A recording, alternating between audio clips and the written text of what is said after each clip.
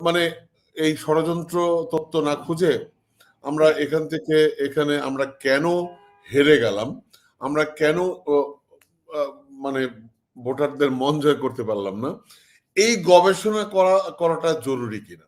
মানে আপনি যেমনটি বললেন আরো অনেক কিছু আছে, রাইট। যেমন সবচেয়ে বড় জিনিস, আমি যতগুলো এই বিষয় নিয়ে আলোচনা হয়েছে আমি প্রত্যেকটি আলোচনা খুব মনোযোগ দিয়ে শুনেছি, এবং আমি যেহেতু ঢাকায় আছি আমি নিজেও এটা মানে অনুভব করেছি। সেটা কি, ছাত্রছাত্রীরা সবাই ভোটাররা তারা নিরাপত্তা এই প্রশ্নটা খুব বেশি তাদের সিদ্ধান্তের ক্ষেত্রে কাজ করেছে। অর্থাৎ তারা আরেকটা কি বলে ছাত্রলীগ তারা চায়নি, যে ছাত্রদল আবার আরেকটা ছাত্রলীগ হয়ে যাচ্ছে কিনা। সেক্ষেত্রে ভোটাররা তাদের নিরাপত্তার বিষয়টাকে খুব বেশি প্রাধান্য দেওয়ার কারণেই আজকে এই মানে ভোটের ফল এরকম হয়েছে।